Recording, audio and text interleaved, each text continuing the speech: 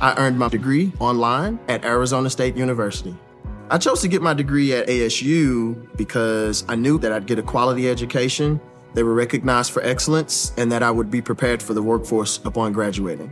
To be associated with ASU, both as a student and alum, it makes me extremely proud, and having experienced the program, I know now that I'm set up for success. Learn more at asuonline.asu.edu. At Arizona State University, we've made online education better, smarter, and more personalized so you can go further in your aspiring field. I decided to pursue medicine once I realized that ASU did have the online program for biological sciences. You're still required to learn the same curriculum. You're still being tested on the same content that anyone would be tested on in person. The comprehensiveness of the program prepared me so well for medical school. Explore over 350 plus programs at asuonline.asu.edu.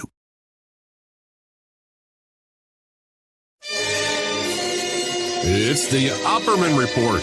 Join digital forensic investigator and PI Ed Opperman for an in-depth discussion of conspiracy theories, strategy of New World Order resistance, high-profile court cases in the news, and interviews with expert guests and authors on these topics and more. It's the Opperman Report. And now, here is investigator Ed Opperman. Okay, welcome to the Opperman Report. I'm your host, Private Investigator Ed Opperman. I'm president of Opperman Investigations and Digital Forensic Consulting. My website is emailrevealer.com. You can go there and get an autographed copy of my book, How to Become a Successful Private Investigator. And don't forget, this show is brought to you by GetTheTea.com. Life Change Tea. It really has changed my life. I've been taking this tea about 12 weeks now. You wake up in the morning, drink one big glass of this nice, cold, refreshing tea. You don't need any coffee. It helps you with your digestion, your complexion, weight loss. I lost about 20 pounds since I started on all this. A life change tea. Been riding my bike, been swimming, took a little break. I got a little ear problem going on. I almost went deaf this week. got a rough week, guys. But the tea's getting me through it. Life Change Tea at getthetea.com. And there's all different kinds of supplements on there, so just check it out. Also, too, real quick, before we get to our guest, our surprise guest, as I announced it this week, we've updated the members section at OppermanReport.com. I got a couple new shows up there. One is Chris Fields, who was a first responder at the Oklahoma City bombing. And he's the man in that iconic photo where he's holding a little baby. The little baby died in his arms. So we had him on there, and we had a wonderful discussion. We got into PTSD. Then we had, I was interviewed by Sherry Wisdom, and she brought me on her show at the last second on Saturday. And we talked about Stormy Daniels, we talked about Pizzagate, and we talked about one of the topics we're going to be talking with our good friend, our next guest, our surprise guest. Okay. Can we guess who we got here, guys? We got Douglas Dietrich from the formerly Revolution Radio. I haven't talked to him in about 3 or 4 years, but good old Doug interviewed me about 5 years ago on his show. He had 2 shows, Firing Lines and Critical Omissions, on Revolution Radio. And he invited me on there, interviewed me. And then week after week after week, every Saturday night, I'd come home from coaching basketball, and Doug would mention my name. He would mention my name and spur me to call in. He'd egg me on to call in. And I'd call in, I'd rant and rave for a good 20 minutes while Doug sat back and drank his tea and put his feet up and let me roll. Doug Dietrich, how are you, buddy? Oh, much the better for speaking with you, Ed. Believe me, you have no idea how glad I am to be here. And as I've told our dear Mr. David Romero just before we got on air, I was saving all my cathartic inventing so that the listeners could be entertained by my meltdown in front of them. Really, I just want to get down on my knees and kiss the ground. It's like being someone who's escaped from North Korea and managed to make it across the demilitarized zone into the South. And it's just been a nightmare time. And I'm very glad now to be speaking to yourself. And this will be Ed's way of introducing me, not just to the listeners, but to the staff of American Freedom Radio, many of whom are refugees or escapees from the Revolution Radio nightmare experience. Well, let's start with a proper introduction. Yes.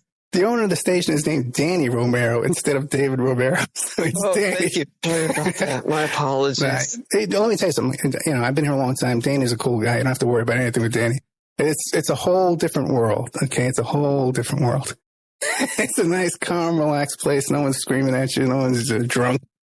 You know what I'm saying? But let's get started first. Tell the audience, who is Douglas Dwayne Dietrich?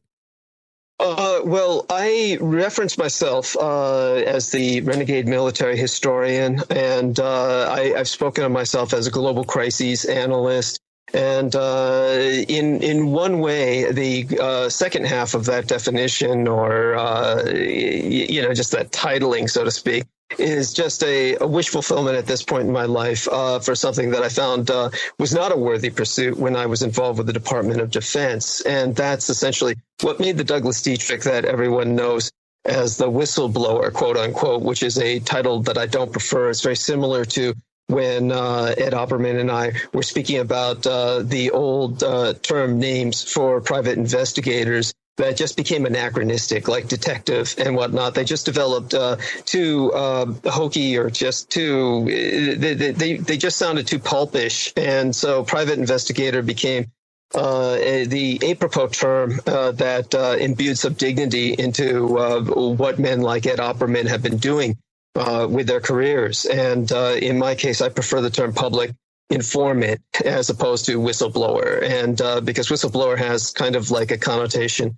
like almost like a stool pigeon or a stooge in certain ways. And many people who have been classified as whistleblowers have become patsies or have taken the fall. Many of them have wound up in prison or under house arrest or in exile of some sort.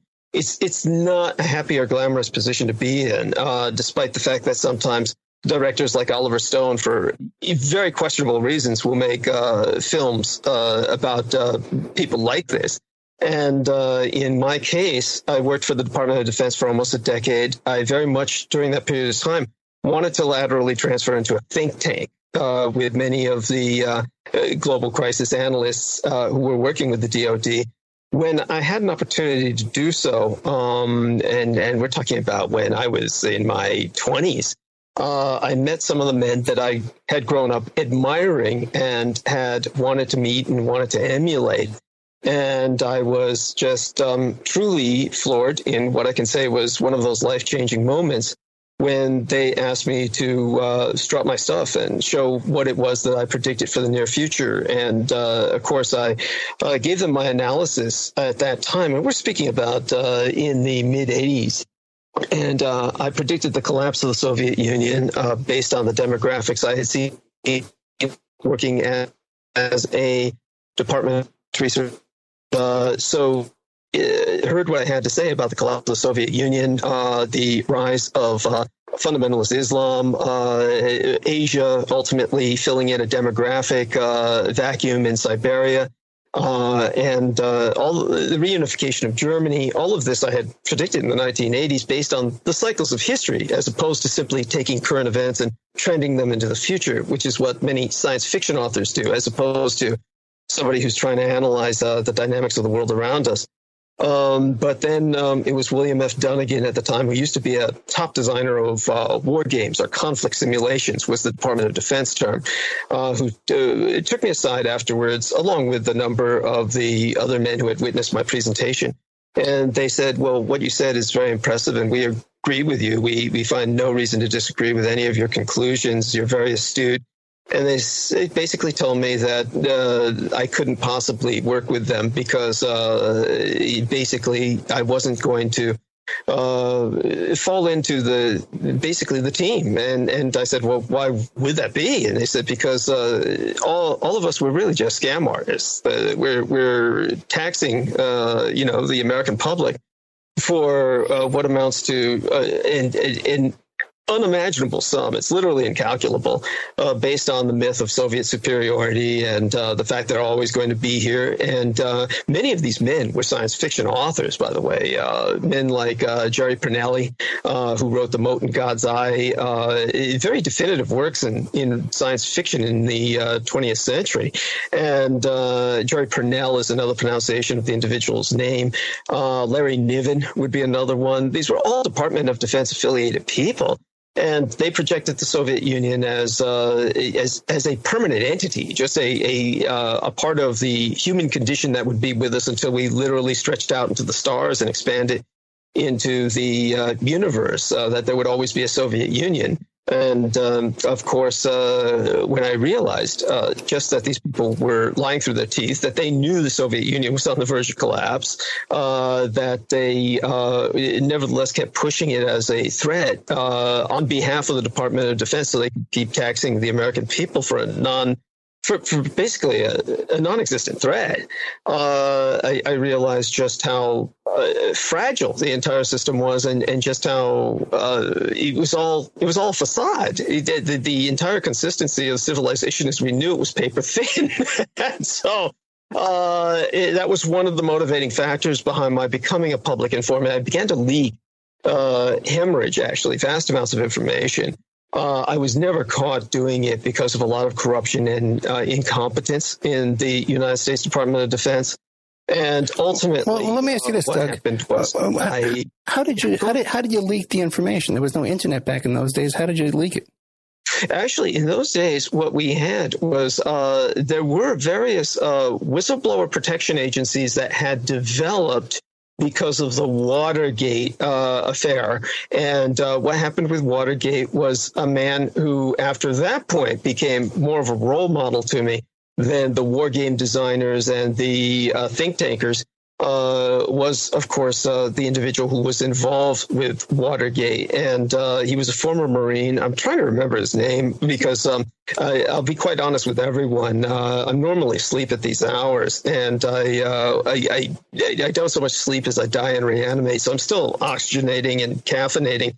Help me out with this, Ed. There was the individual who was involved with RAND, which is an acronym for Research and Development. He leaked the Pentagon Papers. Yeah. I know. 1 second. Boy, I mean, they just did a movie about him, The Post. Yeah, but Ed knows who I'm talking about. Yeah, something Berg. Yes. So, Ellsberg, Daniel Ellsberg, Dr. Daniel Ellsberg. Thank you. Okay. Thank you. We both should remember him because, he leans towards our politics, really. Daniel Ellsberg is, he was very much a hero of the left for obvious reasons, because at that time, the president was Richard Nixon, who was an arch conservative. Some would say reactionary. He was nothing compared to the alternative right of today.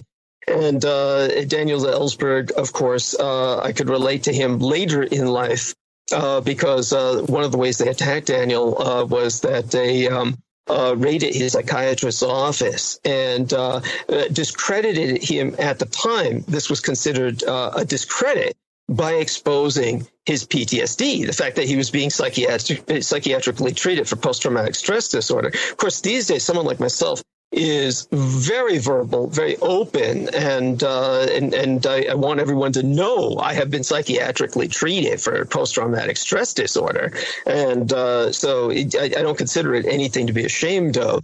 And nowadays, you have many people who try and project or pretend that they have PTSD in order to give themselves a depth of character they otherwise wouldn't have, as a matter of fact. And that is something to watch out for as well amongst many people. But real post-traumatic stress disorder is not something anyone would want, and it's a condition that is a psychological injury. Just to clarify for everyone, it's not a mental illness. So in the days of Nixon, Daniel Ellsberg was being attacked as someone who was mentally ill because he had leaked the Pentagon Papers. But the reality was he suffered a psychological injury, and post-traumatic stress disorder alters the very shape of the brain, shrinks certain areas of the brain, very similar to Alzheimer's. So it creates a physical distortion of your ability to think or mentate or process. So you're as injured the rest of your life as if you had had a leg or an arm blown off, or both. So depending on how extant the PTSD is or how severe it is, and there's different gradations of it. So Daniel Ellsberg was also facing well over 100 years in jail. And it was only the fact that at the very last minute, just prior his sentencing, they brought in evidence that Nixon had ordered his men to break into Ellsberg's psychiatrist's office and steal his medical records, and that therefore the evidence presented against him was all to be dismissed because it was gathered in an inappropriate and illegal manner. And that's what saved Daniel Ellsberg's ass. And so we're when you speak of myself, I was working through people who had networked with journalists after the Ellsberg incident had created the Pentagon Papers scandal. And they were organizing to protect people who were leaking information. And through them, I managed to expose many things like the war games, like Operation Northwoods at the time, various other war games in San Francisco, where they were literally spraying various kinds of diseases that were not necessarily fatal, but these were diseases just being spread to see how many people would get sick, so that they could test the efficacy of dispersal systems for biological weapons. They actually did this over the city of San Francisco. And of course, people did die, because if you throw out something that you feel is a casual influenza that'll just make your normal adult sick, there are oftentimes where people who are far more vulnerable with compromised immunosystems or immunosystems that haven't developed, like infants and senior citizens, that will die. And that's what happened. Infants and senior citizens did die because of these tests. So these gradually were leaked to the public, but the amazing thing was nobody responded to them. These became known to academics. They became known to independent researchers, or people who were very good at digging up information, like Ed Opperman. So that was how I leaked such information at the time. And got away with it, though, because much of it was records that most of the Department of Defense never paid attention to, because they just accumulated, like reflexively. People would write reports. Reports would be collated. They would be stored. And then after a certain period of years, they'd be destroyed. And so because of this, there was no real oversight. And so it wasn't like what I was doing was some major act of espionage. Not to say it wasn't illegal. It was theft of federal property. So by all normal definitions of the term, I am a criminal, just as Daniel Ellsberg was technically a criminal. So it's only decades later that I outed myself and went public, because at that point it was far too late. The government intervening at that point would simply confirm everything I said and validate what I said. So their best strategy, which they followed to an extent so far, has been to ignore myself completely and to try to get everyone else to ignore myself completely. So that essentially is the Douglas Dietrich that everyone knows of. There's other aspects. I had other careers besides that. After I got out of the DoD, I went into private security and mercenary work for almost a decade. And then I spent a little over a decade caring for my parents while they were dying, being a senior advocate, a medical advocate. And that was a third career, essentially. And it almost killed me. It's the hardest thing anyone can do, is to be a care provider. And now my fourth career is essentially what I'm doing. But in order to do what I'm doing and to take credit for much of what I've leaked, because a lot of people, like Ed Opperman, will confirm this, that Ed Opperman for decades was hearing about Operation Northwoods. He was hearing about things like the experiments in San Francisco. But of course, there was never any credit. There was no Julian Assange. There was no Edward Snowden. There's nobody stepping up. No, actually, Doug, I had the guy on my show who did the Freedom of Information Act request and obtained the Operation Northwoods documents. Good. Yeah, he just wrote a book about. It was a detailed book about World War II, which is not my topic, you know. But yeah, I actually had him on the show. Let me say, because you're originally. Let me clarify something. Okay. With you saying that, though. There is a great difference between the Freedom of Information Act attainment of documents. The reason people do that is so that they can show the public that these documents exist. Most of the documents you get through the FOIA are so heavily censored, they're so heavily redacted as to be almost useless. Even though what he got, I'm certain, was shocking, it's only a fraction of what was. And the reason he knew to ask for it was because of what I had leaked originally. Otherwise, how would you know what to ask for? You understand what I'm saying, yes? I do understand what you're saying, okay? And like I said, I had the guy on my show. Okay.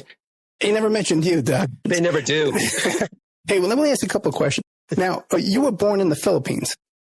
No, I was born in Taiwan, which is just north of the Philippines archipelago.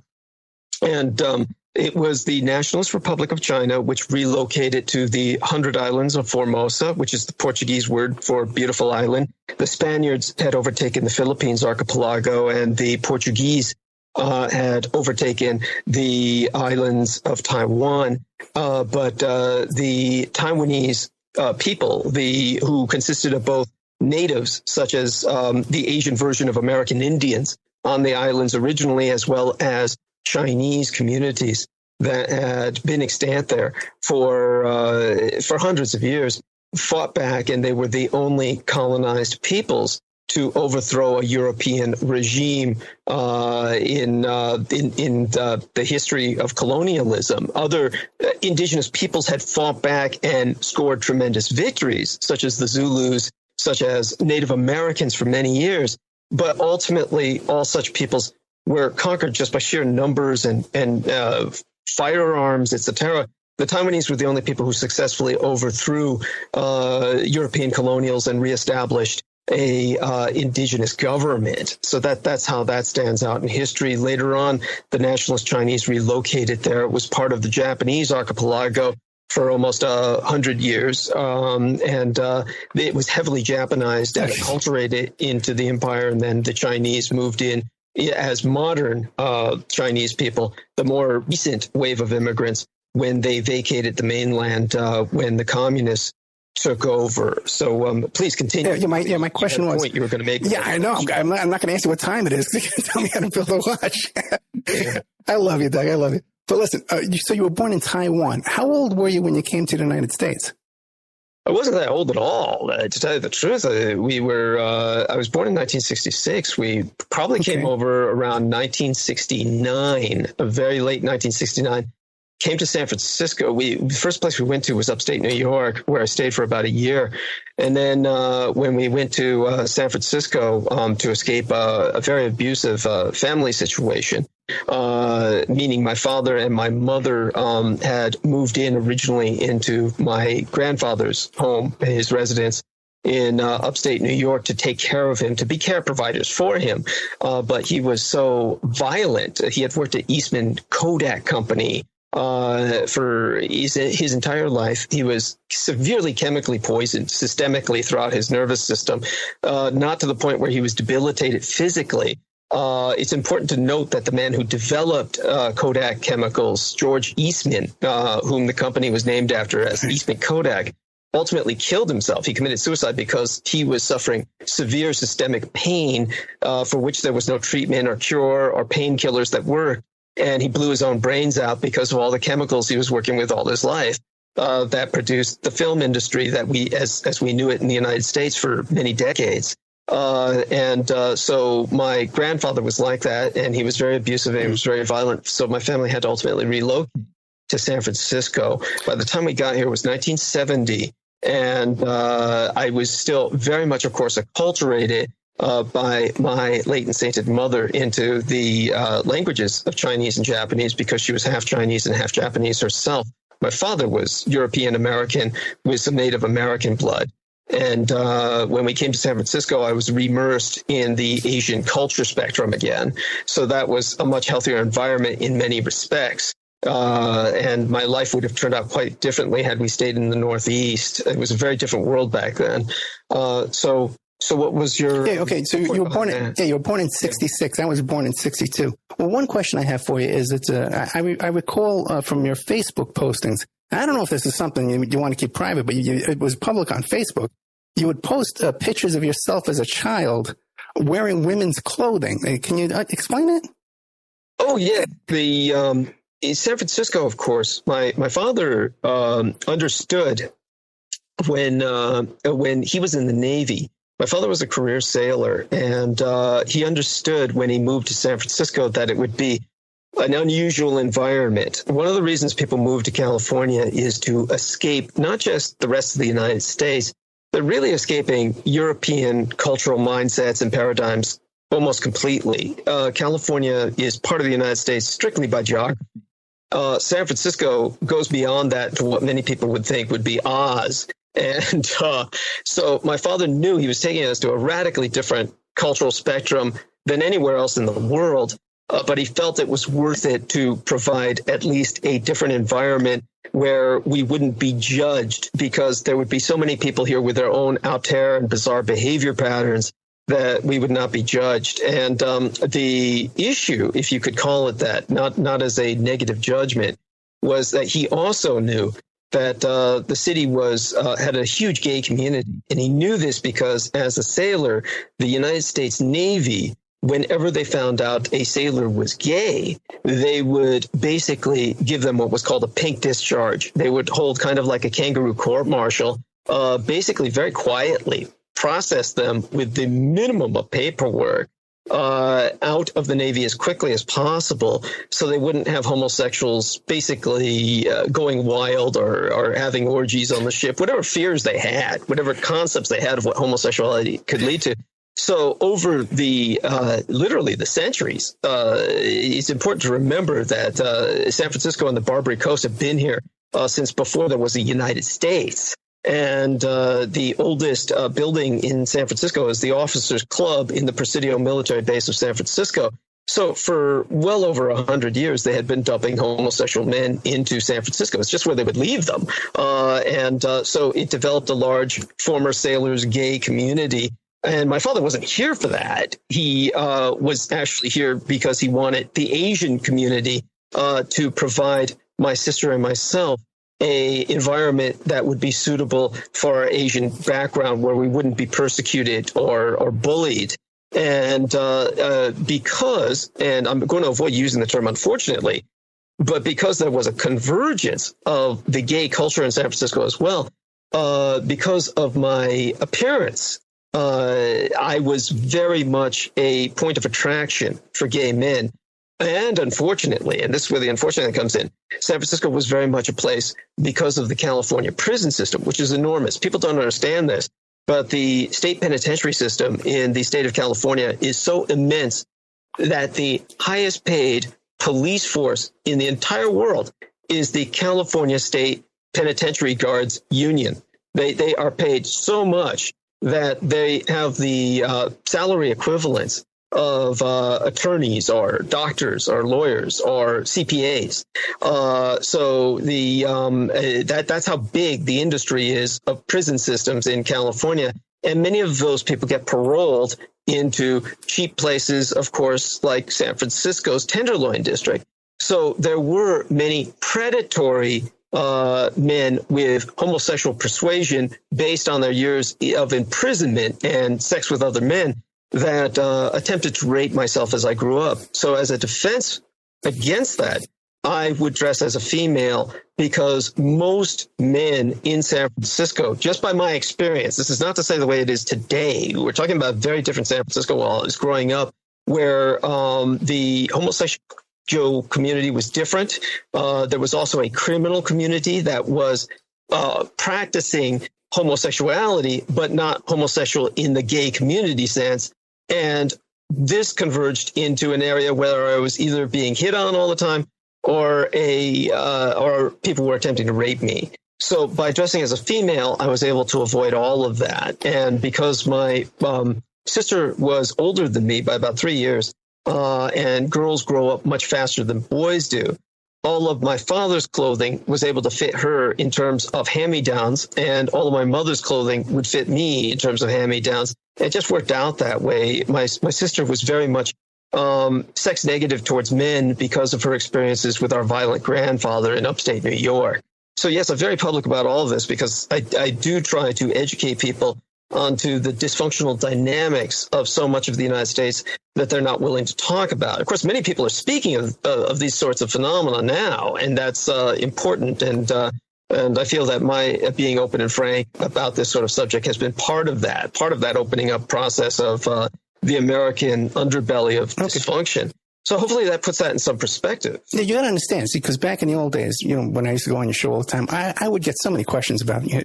Doug, one of the main things I would get emails and stuff was questions about you. What do you think about Doug about this? What do you think about Doug? And I would say, listen, man, it's a mystery. I don't know. I don't know what to tell you.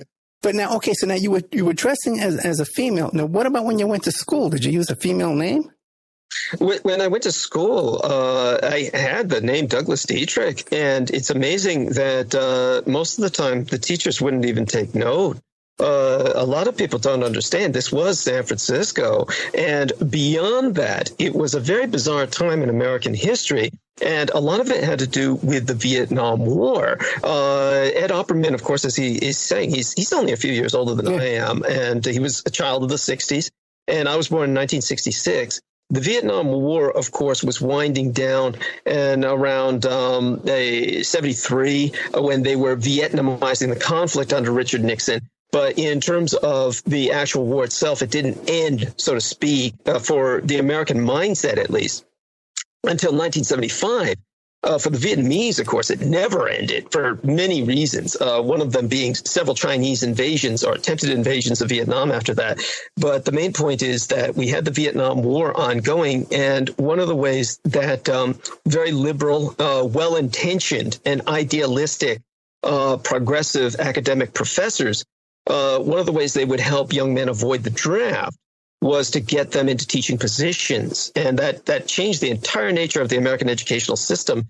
And so when you had the old days, America had one of the finest educational systems in the world at the time of John F. Kennedy.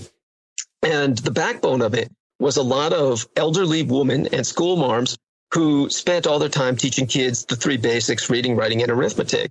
All that went out the window during the Vietnam War because all of those women were essentially dismissed and replaced in very large numbers by young male draft dodgers. Now, it's not that this was an evil thing to do, but it had repercussions. And a lot of these young men were not trained to teach. They didn't care to teach reading, writing, and arithmetic. And instead, they were introducing topics like sex education, which was being introduced in schools at that time. It was introduced in almost every grade I was in. From age, it had to be from sixth grade at least. And so we had young men teaching sex education, astrology, not astronomy, but astrology, because this is what they knew. That was the vogue at the time. Witchcraft, nobody questioned my being dressed as a female. Instead, they were teaching the kids in the sex education classes about alternative lifestyles. So, yeah, they would bring the boys up to the head of the class. And I got to avoid all of this because all the teachers thought I was a girl with a boy's name. And they just said, oh, it's some Asian thing or something. And maybe his parents just gave him the wrong name. And so they just had the other kids go to the front of the class, a couple of boys together and practice kissing. Just to show that this is not evil, this is not bad. Now, all of this might be considered a form of brainwashing and whatnot. It's something I grew up with. It was the environment in San Francisco, the environment in the public educational system, the San Francisco Unified School District. So, and it helped me avoid being raped going to and from the school. Going home, I was much safer that way. And the interesting thing was, whenever anyone found out that I was a boy, the repercussions were usually they would attempt to rape myself or they would attempt to basically try to blackmail me by saying, oh, I'll tell people you're a boy if you don't have sex with me. You'd better have sex with me. It was disgusting. But I grew up very cynical about men. The majority of men, I grew up with the impression that the majority of American men are far more interested in the domination of a younger man. And that seems to turn them on far more than sex with women. And of course, it might have been regional and whatnot, but I've noticed something similar in many parts of the world. At what age did you start dressing like a man? Well, when did I start dressing? Yeah, at what age? Well, in a sense, I never did. I always had the ability, of course, to switch roles, but I became much more casual about switching roles as I got into basically community college age, and where it was no longer necessary to dress as a girl for my literal physical safety. I didn't need to do that anymore. So by the time I was in community college, it was I was dressing as a male. I was actually dressing as a male more often by the time I went into high school. And that's an important point. We got rid of junior high school during the age that I was going to school. During the time I was going to school, we lost an entire grade because they switched from the junior high school system to a middle school system. And they established what they called middle school. So my generation lost an entire grade of education. And we went straight into high school. I went into a vocational school myself, and which was John O'Connell at the time, which no longer exists the way it did. There's an entirely new building called John O'Connell Vocational Institute in San Francisco, not at the same location as the old one, which was torn down, actually demolished because of many of the things that had gone down there at that school. But basically, that's when I started dressing as essentially a male. Okay, one last question about your dress. Okay, we'll move on to other topics. So today, though, you solely dress as a man, and do you occasionally also still dress as a woman?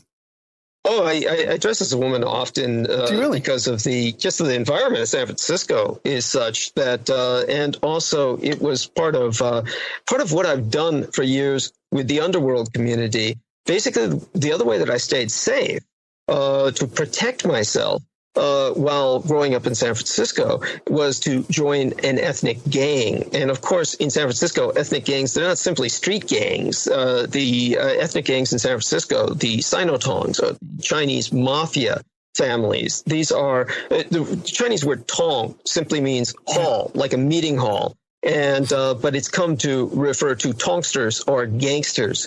And the Chinese economy in San Francisco is largely, or was for many years, largely an underworld community. That's no longer the case at all.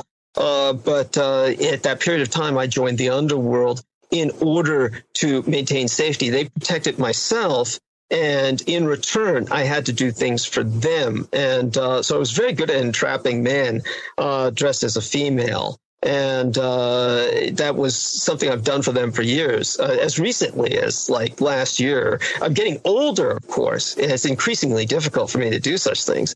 But it's something that I've done with them throughout my life. And not all of that has been in the United States. I've had to go south of the border to do this at various times for what we've been dealing with. And I've, of course, carried it out, obviously successfully, till this point in life. It's not something that I probably can continue to do much longer, obviously, but that's one reason why I maintain the ability to do what I do. And most of it these days is just for fun, simply because people are having parties in San Francisco and whatnot. And it's just that kind of community. So it's no longer a deviant. It's not a deviant behavioral pattern. Have you spoken about this publicly before? I'm sorry? Have you spoken about this publicly before? Oh, yes. Okay. It's just what's amazing to me is that most people don't seem to bring it up that often. Okay. It's one of those things where people speak of it, but they don't usually bring it up in interviews, or they don't usually bring it up in. I'm happy to speak. Okay, I'm not making you uncomfortable by bringing it up.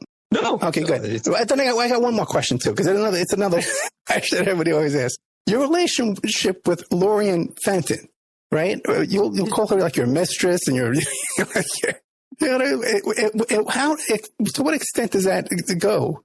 Your relationship, as you described. You do realize Lorian and Fenton and I are entirely severed. Oh, no, I did not know that. No.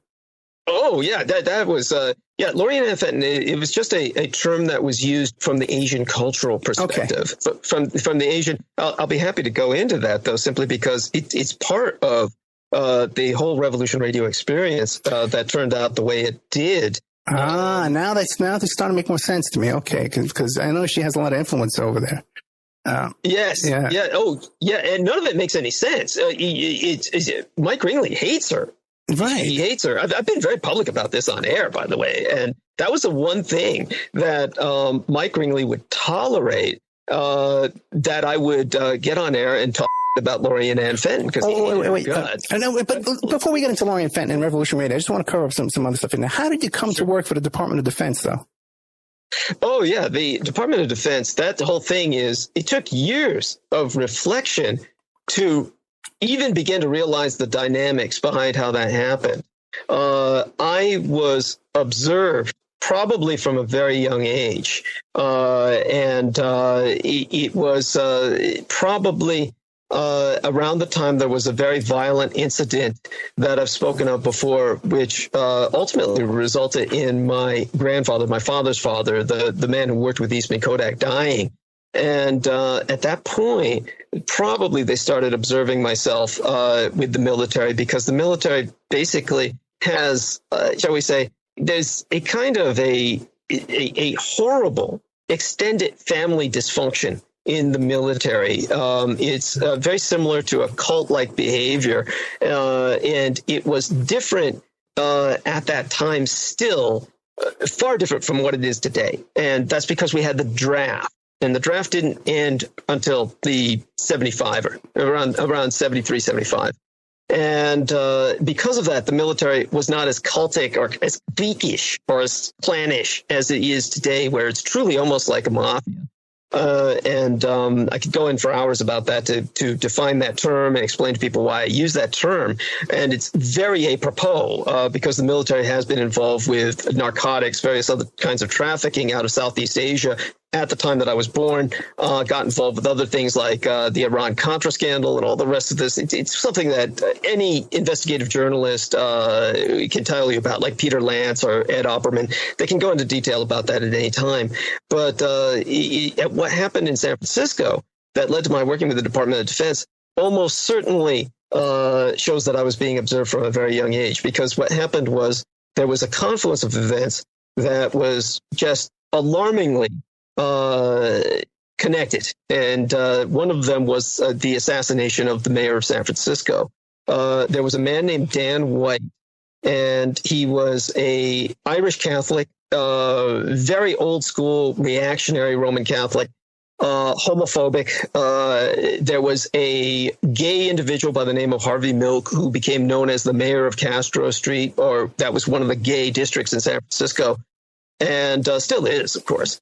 And what happened was that Harvey Milk took the job of Dan White because Dan White was so pathological in his behavior and so obviously psychotic, he couldn't keep his job as San Francisco city supervisor. He was replaced by this homosexual individual who has been accused, and apparently compellingly so, of child molestation.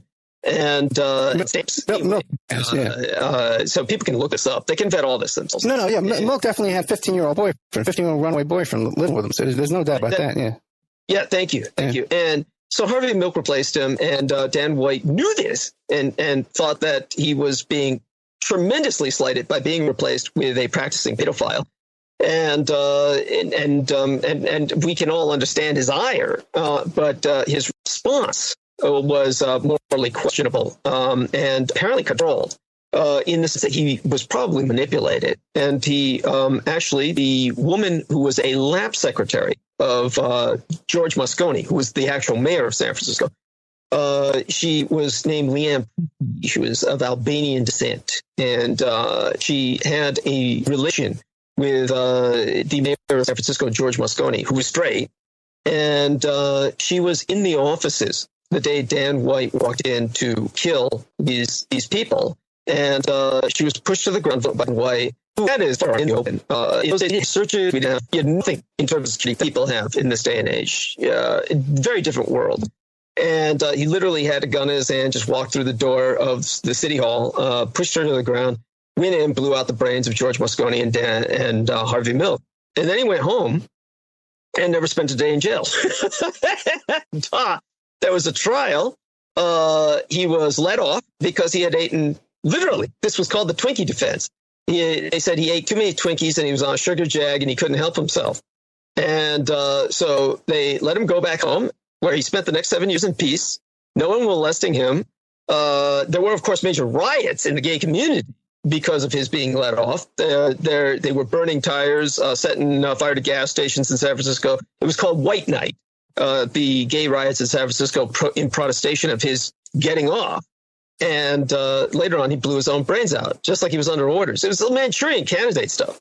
And as soon as Moscone was dead, without any election, just by the chain of command, Dianne Feinstein became mayor. And she had some questionable ties to the Jim Jones cult that had led to the Guyana massacre of many African Americans, most of them from Oakland in San Francisco. And she had a lot of questionable things about her, but she became mayoress. And at that point, she became almost like the king of San Francisco or the queen of San Francisco. It's regnant. She was there forever after that, and then became senator and all the rest of this, and is still in politics today. But her entire career was launched onto the national level by this assassination. The other impact was that she wasn't gay, or at least not openly so, and had no use for a lab secretary. So Leanne Prifty was immediately fired from City Hall, where she wound up working at John O'Connell. Now, it turned out because of her Albanian descent, she spoke Shqiptari, the language of Illyria, the language of the Albanians, and was used by the Radio Free Europe, which was a branch of the Central Intelligence Agency, to conduct propaganda broadcasts to Albania so that she could reach people behind the Iron Curtain and foment unrest in the regime of Enver Hoxha, who was the dictator of Albania, the communist, actually Maoist dictator of Albania till the day he died. And so she had all these federal connections. And while I was at John O'Connell, she said, why don't you get a summer job at the Presidio military base? And she knew all about me. My father, of course, was in the military all his life. So when he retired, I was a military dependent. And as a military dependent of a retiree, that means I had access to any open military base, such as Presidio Military Base of San Francisco, access to its medical care, like at Letterman Army Medical Center at the Presidio Military Base of San Francisco, and its post-exchange, its PX, until I was of legal age of 18. So since I was under 18, we lost a whole grade, and I was going to high school early, and I was about 16 years of age. She said, why don't you get a summer job at the library at the Presidio Military Base, since you have a military dependence ID, and you can enter and exit the military base. And so she wound up calling in, got me a summer job, and that's how I became a assistant librarian or a librarian's aide, and then ultimately a medical reference technician, because I worked with the Letterman Army Medical Center in terms of their dossiers, their personnel records. In it, they had their own library, as well as a military reference technician dealing with the overall documents of the Presidio Military Base Library. And as well, I ultimately became a Department of Defense research librarian, a full-blown librarian. And so that was that was my background, and that's how I got the jump. Now, none of this made any sense at the time, but now I realize that Leanne Prifty had connections, and I was probably segued very intentionally into that job, because it was immediately after that I was assigned liaison status to Michael Aquino, who was with the Department of Defense Intelligence. But before you get to that, though, Aquino, so you were about 16 years old when you went to work for the DOD, and so it was around 1982 then, and you said in the 80s where you briefed them, they called you in to brief them, and you were briefing these high-ranking guys, right? Now, that would have to be... They're not generals. We're not talking about generals or colonels here. These aren't men of military rank. Science fiction writers. But the thing is, now, you must have obtained your information to brief them based on the data that you were supposed to be burning, right? I was doing a lot of documents destruction, yeah, and that was as a librarian's aide and ultimately a military reference technician. And of course, there was a lot of data that was accessed from that, but there was a lot of data that was not being destroyed. It was just on hand for reference. Okay, so when you were briefing these guys, they didn't say, hey, Doug, where are you getting this information from? Aren't you supposed to be burning this stuff? It doesn't work like that. It's just available data. They could all access that data. Okay. They're civilians. The United States Army and any branch of service, they don't do anything at some all-expansive level of inclusive activity. Everything they do is contracted out to civilians. It's not like the U.S. Army manufactures its own tanks or its own firearms. Everything goes out to a defense contractor, nor does the U.S. Army or military do its own thinking. Everything's contracted out to a paid thinker. And so what you have are civilians who are basically cooking up the excuse for everyone to be paying the military all the money that they do based on all these threats that are cooked up by the people who are the think tankers. Now, none of these people, even though they have high-level security clearances because of their position, none of them are in the military per se. So you have this entire opportunity for espionage and leak that hemorrhages ceaselessly, except nobody really takes notice. Every once in a while, you'll hear something like, oh, hey, there's some top secret plan that was left on top of a car, and somebody had to stop, basically wipe the shoe off, put something on top of a car, walked away, left it there. This sort of thing happens all the time. None of them cared where I got the data from. They were just looking for my presentation because they knew I worked with the Department of Defense already. They knew that I had access to that data. They knew I was seeking a higher level of security clearance. So they said, yeah, show us your stuff. And went through the presentation. And then, of course, they said, well, we can't have you with us. You're just not right for the team. We're basically salesmen. We're pitching a myth. And you can go now. That was what short experience I had with any potential for a career with RAND/MIT, the Research and Development / Massachusetts Institute of Technology. By the way, that is the exact place where Daniel Ellsberg did work. Daniel Ellsberg was working with these men, pitching that scam when he had a crisis of consciousness and decided he was going to hemorrhage the Pentagon Papers. We've only got about 5 minutes before the break. So why don't you get into your connection to Michael Aquino? Sure. Then what happened was Michael Aquino said he wanted myself as a liaison, basically a kind of an aide, and a gopher, if you will, more than anything else. And when he put in the request, I was assigned responsibilities with him. And that was how the connection started. And that was probably one of the more aggravating things that I experienced with an individual whose name I'm trying to remember, who was, he doesn't really bear mentioning, but there was this has only happened to me, surprisingly enough, maybe about once, really, that I can consciously remember. And I thank the gods of my ancestors, it hasn't happened more often. But it was with this older guy who was a member of the alternative information community who approached me when I was basically becoming public. And he said, how long were you a member of the Church of Satan? And I said, well, that's the wrong question. You're really starting off on the wrong foot. I was never a member of the Church of Satan. And I explained to him, of course, my affiliation with Michael Aquino was strictly professional, even though that involved increasing pressure from him to convert. And he very much proselytizes, make no mistake about it, and was very active with converting a great deal of the military that hadn't already been converted. People need to understand that Michael Aquino would never have had his position, would never have had his leeway if there had not already been an entire network of Satanists in the military long before he made a name for himself. But to show people the extent of his influence, he wrote the Chaplain's Handbook for all branches of military service. If you're Navy, Marine Corps, Air Force, or Army, or Coast Guard, which is a branch of military service, that Chaplain's Handbook is written so that anyone who's a rabbi, anyone who's a Catholic priest, anyone who's an Episcopalian deacon or a Protestant pastor, they're all under orders to step back and stand down whenever a satanic chaplain shows up.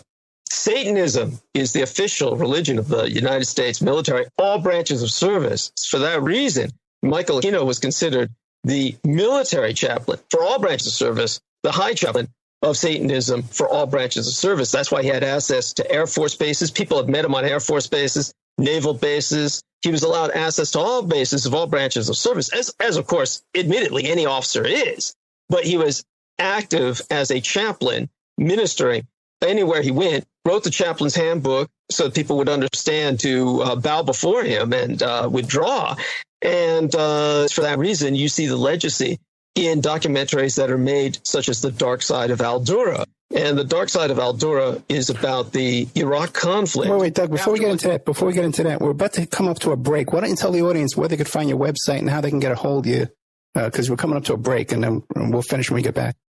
Sure. DouglasDietrich.com. Everybody just hit DouglasDietrich.com, and you'll find what you need. And otherwise, you can just look up Douglas Dietrich on any search engine or on YouTube, and I'm ubiquitous. I'm all over the net. And anyhow, and what is this one? What is DDDietrich.com? Is that you as well? I'm sorry, DDDietrich.com used to be me. Yeah, it was a website that we created after I severed with Lori and Ann Fenton, so she couldn't take the DouglasDietrich.com and use it for something else. Once that went free again, the URL, we locked it down. And once it was free again, we finally, it had been free, but it was like in frozen status. I'm activating it again, thanks to the help of a wonderful and anonymous Maquis benefactress who has helped me immensely with reestablishing some of these things. Now we are up and running. DouglasDietrich.com. And when will your show be on American Freedom Radio? Do we know? It will be on this Monday and starting from next week, unless, of course, Jordan Maxwell needs some accommodation. I will always, of course, make room for Jordan Maxwell to have whatever he wants. Until we find out otherwise, I'm going to be on Monday and Wednesday, 6 p.m. to 8 p.m. Pacific Daylight Time, starting next week, right after this weekend. And that'll be about 9. What time would that be? About 9 to 10. Yeah, about 9 p.m. to 11 p.m. Eastern Daylight Time, Mondays and Wednesdays. And critical emissions. We're moving critical emissions over here, and I'm so glad to be here. Hopefully, Ed Opperman gives me a chance to finally break down. We're going to in front of all of you about my. As soon as we come back from the break, we'll be back with more of Douglas Dietrich right after these messages. The Opperman Report is brought to you by SubhashTechnosis.com. Subash Technosis is a search engine optimization and website design company located in India. So you know you're going to save a lot of money and get top quality service to boot. They offer all kinds of services, business process outsourcing, data entry, banking BPO services, recruitment process outsourcing, software testing, offshore research networking, customer care, press release content writing and distribution, and much, much more. They offer website development, e-commerce solutions, mobile responsive designs. Now, I've personally worked with Subhash for over 10 years. This is the man that puts out my press releases. They've done work on my websites, so I can personally recommend SubhashTechnosis.com. You can find a link to Subhash Technosis at OppermanReport.com and also AwakeRadio.us. We all have questions. Did he do it or did he not? We all have opinions, but do we really know the truth? New evidence will now be presented and the ultimate answers will be revealed in the explosive documentary, Serpents Rising. Inspired by the bestseller Double Cross for Blood, an independent investigation of the trial of the century, the lies, the myths, and the concealed evidence. Don't miss Serpents Rising. This excellent documentary film is available at Serpents Rising at Vimeo Videos on demand. Watch it for $1.99. Hi, folks. Ronnie here from Life Change Tea. There's a lot of hubbub about the ramifications of GMOs. First of all, what are GMOs? Genetically modified organisms. Yee! Man-made organisms entering our body, changing and damaging us from the inside out. What's our defense? First of all, not eating them. Second, cleansing from them when we do eat them. Thank God for Life Change Tea at getthetea.com. Life Change Tea cleanses from toxins, heavy metals, and helps flush GMOs out of your body. Our unique blend of herbs help cleanse you from the inside out, helping you feel refreshed and clean of yee. We also carry unique one-of-a-kind supplements. So order online at getthetea.com. That's getthetea.com. Rid yourself of the yee that contaminates your food and water. Go to getthetea.com. That's getthetea.com. Get the tea, your best defense. You can have your ad played here at OppermanReport.com every Friday night, 5 p.m., and Saturday night, 5 p.m. to 7 p.m. Pacific Standard Time. And on Friday nights, too, we do a live portion for 1 hour that I just do a live monologue. The ads are very, very inexpensive, and they're also played in the Opperman Report member section. In the member section, you can find all kinds of exclusive content that you won't find anywhere else. It's as cheap as $6 a month, $20 a quarter, or $75 for a year. If you contact me directly at oppermanreport@gmail.com, I'll set you up with a little special deal there where you get a discount if you PayPal me directly, and you even get a copy of my book. I want to thank William Ramsey, who helps us produce the show and book guests. You can find William Ramsey, who's an excellent author, at William Ramsey Investigates on YouTube. WPR Rebuttal, covering the sides of the story missed by Wisconsin Public Radio, bringing narratives the UW System Board of Regents won't allow, shedding light on perspectives the owners of WPR don't want you to hear. Every Thursday at 12:30 Central Time, WPR Rebuttal is your destination for grassroots journalism in Sauk County and beyond. Our host, Senator JPO, provides insightful analysis into stories that are only superficially covered by mainstream press. A recent inventory of topics includes college graduate underemployment, yellow journalism in the media, and favoritism in the public sector hiring process. Get your WPR Rebuttal fix Thursdays at 12:30 Central Time. It's the Opperman Report. Join digital forensic investigator and PI Ed Opperman for an in-depth discussion of conspiracy theories, strategy of New World Order resistance, high-profile court cases in the news, and interviews with expert guests and authors on these topics and more. It's the Opperman Report. And now, here is investigator Ed Opperman. Okay, welcome back to the Opperman Report. I'm your host, private investigator Ed Opperman. Don't forget the show is brought to you by getthetea.com, Life Change Tea. And I forgot to tell you before, if you go to Facebook and look up the Life Change Tea Facebook page, they have a discount code. You can get $6 discount, free shipping on your tea, Life Change Tea. And it really will change your life. And don't forget, too, we have updated the member section at OppermanReport.com. And I'll give you a discount. We're running a discount sale right now. 13 months for $60. Just email me directly at oppermanreport@gmail.com.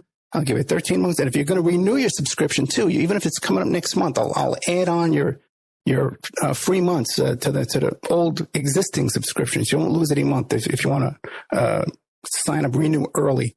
We're here with Douglas Dietrich. You can find his website is douglasdietrich.com. He's going to be on here on American Freedom Radio Mondays and Wednesdays. I believe he said 6 p.m., Doug? Yes, sir. Okay. That's correct. Forgot to write it down.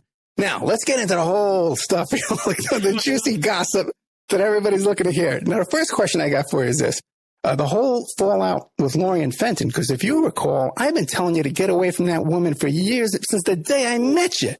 Okay? Yes. All right? And there was all kinds of crazy stuff going on. She had your passwords and she was reading your Skype and stuff like that. What the hell was going on with that? Oh, well, the entire relationship developed as essentially part of my survival strategy to prevent far more graver incidents from taking place in my life on just a chronic and repeated basis. When I was involved with the Department of Defense for almost a decade, much of that time was consumed by my liaison with Michael Aquino. And again, I need to reemphasize this so that people understand it. It was a professional relationship. It had nothing to do with a belief in terms of a sympathy with his cause. Rather, it had to do with my professionally having to become intimately acquainted with his cause and knowledgeable of it in order to professionally serve his needs under the kind of responsibilities that I had been granted. And I had hopes and dreams of ultimately becoming a career, either defense librarian. There was the bigger dream was to enter a think tank. Since that was so disappointing, I became pretty much a subversive and gradually began to worm my way out of the system, and ultimately, of course, left the Department of Defense. It was an odd severance as well, and it was not complete and not total, because I went back to work for a year after being out for almost a year. And again, a lot of people have a difficult time understanding this, and they think of this world as somehow professional, quote unquote, in the sense of people who are somehow exemplary or somehow upstanding. It's professional in the sense that mobsters would be professional. Actually, I would say mobsters probably just exhibit a higher degree of professionalism in the exemplary sense, in that they at least have a family sense of loyalty, whereas that you don't have that with. It's just a lot of incompetent people or corrupt people who are taking advantage of taxpayer dollars. And I would dare say that every day you look out that window and you don't see mass rape and cannibalism right in front of your eyes on the city streets is a miracle. It's so dysfunctional that I honestly, nothing happens in any productive sense whatsoever unless it's by accident. But the question was that Lorianne Fenton had this control over your life. She had all your passwords and stuff. This was due to... Go ahead. It was due to the fact that when I was dealing with Michael Aquino after getting out of this environment, he still had a great impact on my life, because at that point he had realized I had basically betrayed him. And the safety that I had was I essentially checked out of the human world after I began taking care of my parents for almost about a decade, during which time, as my parents, it became inevitable they were going to die, that they were going to pass on to transition. I began to publicly out myself. I began to appear with just little interviews at conferences. I instigated this all on my own. At that point in time, I met Lorianne Fenton and pretty much realized she was affiliated with Michael Aquino. Now, Ed Opperman is absolutely correct. He never trusted her, and many people didn't. Everybody could see there was something inherently wrong with her. They couldn't understand why I was involved with her. The first thing that most people would say when I said I severed with Lorianne Fenton was, took you long enough, that sort of attitude. Now, the reason I was with her and she had all that was because she worked with Michael Aquino. I would never have gotten my position at Revolution Radio but for her pitching me to Mike Ringley as a remotely controlled individual of Michael Aquino. So the entire Revolution Radio was set up as controlled opposition. And when Mike Ringley, who hates Lorianne Fenton, has maintained her there over the years, one of the things that he would tolerate, as I said, was my openly defaming her, as people would say, or basically exposing her. And I would be quite blunt about it, that she's simply a tool of Michael Aquino. And basically, one of the reasons I stayed involved with her and allowed her that much control was so that Michael Aquino would get fed just entire rivers of pure nonsense and get misdirected. He would be misinformed. And that would require her to have your passwords and to read all your Skype messages? Yes, because otherwise he would not be convinced he was in control of myself. Okay, and there was something about there was a life insurance policy too, right? Oh, yeah. Originally, my life insurance policy, my Marine Corps life insurance was made out to Lorianne Fenton. Of course, when I severed with her, that changed immediately so that she wouldn't be tempted to cash in by attempting something. But not that she's physically dangerous, but it's just one of those things you do as a precaution. You might as well take the temptation away. She's that desperate where she would ultimately attempt almost anything. But she was organizing conferences with the quote unquote super soldiers, whom I hate that title, that term. These are basically super victims. And she basically The interesting thing about Mike Ringley, to put this into some perspective with the Revolution Radio and how it dysfunctions. Mike Ringley is very similar, but entirely different from Richard Allen Miller, who's a wonderful human being. But Richard Allen Miller, I don't know if you know him or interviewed him. I've heard the name. No, I never. He tried to get on the show, but I never had him on. Oh, okay. Well, Dr. Richard Allen Miller is someone who purportedly worked at Area 51 or very high security clearance kinds of areas, facilities where usually the scientists and engineers who work there have their families living with them. They're like a military base. And what they have is, like, instead of military families, you have entire families of engineers and physicists, et cetera, whose families live on site. And the thing is, though, it's like 70 minutes, like if we get into Richard Allen Miller, he'll be here forever. Well, he's an example of, I'm trying to explain what happened to Mike Ringley and his thought process. No, first I'd like to get into, because I know that, first of all, I know that Aquino claims that he's never met you. He's never heard of you. Mm-hmm. Right. And there was some behind the scenes stuff that went on with you and me and Lauren and stuff like that. And it seemed to me that she was kind of nervous about Aquino at that time, and she was afraid of him. But you're saying it was, that was a fear of him. Yes, but that was all an act that she was really actually working with him.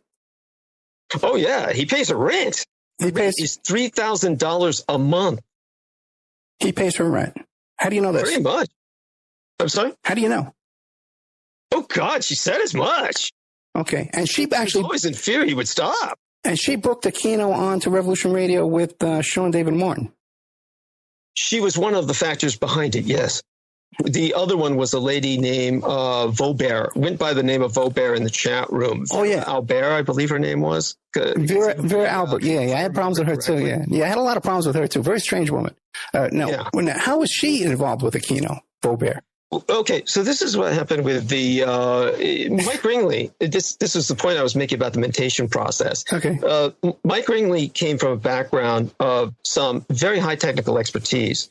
There's no denying that for a period of time, Mike Ringley changed the entire nature of warfare. And Mike Ringley did this by during the height of his mental capacity as a younger man. He's not that old. He designed a putric acid sensor, where putric acid is human sweat. And so what they were able to do with this technology was they were able to sow it from the air, like air-sown landmines, like an airplane flying over a field and dropping all kinds of cluster bombs that it would be, say, for instance, not explosive, but weighting like landmines. And then you would destroy a population's capability to farm without killing themselves. And you could starve them out. And it was weapons like that. And where did he get this from? That Ringley had anything to do with this? Yeah, Ringley, he developed this putric acid sensor that forced men to change the entire nature of warfare on the ground by being constantly in motion so that their sweat wouldn't be sniffed out. And then they wouldn't suffer directed artillery attacks. We didn't have drones in those days at this time. How could we look this up and verify that Ringley had anything to do with this? From his own words? Oh, no. I saw records that he had done this when I was a DOD librarian. So I had known of Mike Ringley. You know of this Mike Ringley before you went to Revolution Radio? Yeah, I knew of him, not personally. I didn't know him personally, but I knew of him. He was credited with developing this technology. Well, how old is he? How old is Ringley? He's not that old. I mean, he's maybe a few years. He's my age. He's my age, right? So he's my age. Now the thing is, okay, I know we're the same age, pretty much. I look at me, it looks like he's half dead. I look pretty good. Yeah. Now the thing is, well, then how could this be? Then he would have to be like 18 at the time you were down there reading this. He designed this when he was 18 years old. Yeah, that was when he was at the height of his mental capacities. And he says this on the air that he's designed this thing. I'm sorry? Has he ever publicly declared that he's designed this sweat thing you talk about? Oh, yeah. He as a matter of fact, he never actually spoke of it until I brought it up on air. And he was impressed that I knew about it. Okay. I mean, he may have spoken of it casually with his staff. He never really mentioned it on air. There's very little he can remember. This was the point I was making about Dr. Richard Allen Miller. When these people are in these environments, they go through a scanner that they're told is a security scanner to make certain they're not taking their work home because they don't want people smuggling out plutonium or blueprints or something in their pocket, even accidentally or absentmindedly. So they say you go through the screener. What they're really doing, and I saw the blueprints for this, what they're really doing is they're subjecting the frontal lobe of their brain to basically a scrambler. And what happens is these scientists who are working on these sites like Area 51, this is what happened to Dr. Richard Allen Miller, is that whatever he was working on, propulsion system, whatever, he goes through that scanner. He could go home just a few blocks away within this facility because they're built like city blocks and living communities. They're built like residential gated communities. And except, of course, they got massive security. And he would go home to his wife or kids, any scientist like this or technician, and they could literally say, so what'd you do at work today? And the individual in question will simply go blank and say, I don't remember. So when you started, he'll literally not remember. Right. Now, after years of exposure to this, it creates an Alzheimer's effect. So all these engineers, all these physicists and technicians, they're all considered utterly expendable by the Department of Defense. And what happens is they become train wrecks. Richard Allen Miller is the nicest individual. Let me ask you a question. I was sat next to him for hours. The thing is, though, because then when you and me were friends over Revolution Radio, you never mentioned this to me that Ringley was involved in this kind of stuff. Never thought that you were interested. You know? Okay. I didn't think it was relevant. It's like one of those things where it's like you never asked. Okay, so it didn't trouble you that he had this kind of background in deep intelligence and stuff like that, and now he's claiming to run a whistleblower type radio station? Yeah, which it never really was, which it never really is. There's all kinds of stuff on there that's total crap. Of course. Yeah. You know what I mean? They're all new age. Yeah, right. It's or it's right wing, propaganda, right. For the Bundys and stuff. But what happened was he was exposed to this because of what he was working on, and it had its effect. The difference is, this is why they're exact opposites. It's like Alzheimer's. If you're inherently a nice person and you develop Alzheimer's, you present a nice affect even in decay. That's kind of like Richard Allen Miller, who it's very hard for him to stay focused. With Mike Ringley, since he's inherently a horrible person, as he degenerates, his horrific side becomes more and more pronounced and continually lashes out and acts out. He also suffers from diabetes. He also suffers from epileptic seizures. He also, I suspect strongly, has suffered multiple strokes. But has any of that been confirmed, though? I know it's talked about, but the diabetes and epilepsy, but has any of that ever been confirmed by anybody who really knows?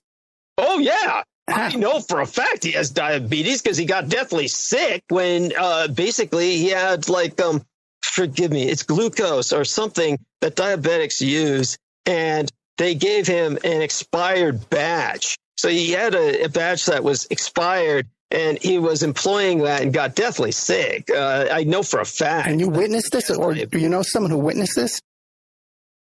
He told me. He told you. Yeah, right. That's it. Okay, right.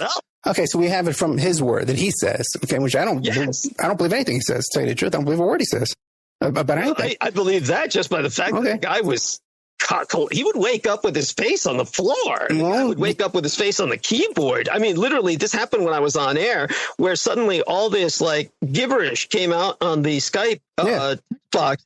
And I was like, what? And I said, what's going on? And finally, I was able to contact him during the break, similar to what we have going with most of our hosts on American Freedom Radio. They can talk to each other via Skype when the promotions are on normally, not with Ed Opperman because he's got something different. But with Mike Ringley, when I was able to finally speak to him, he was just coming to. And I said, what is all this gibberish? What are you trying to tell me?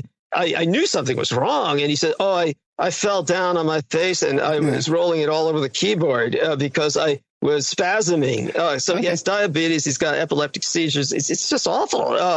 I can't imagine how longer he's going to be with us, but I don't want to be there for the death. The whole thing at Revolution Radio will die once he dies because he controls it with micromanagement. Now, so, what brought about your falling out with Lorian Fenton?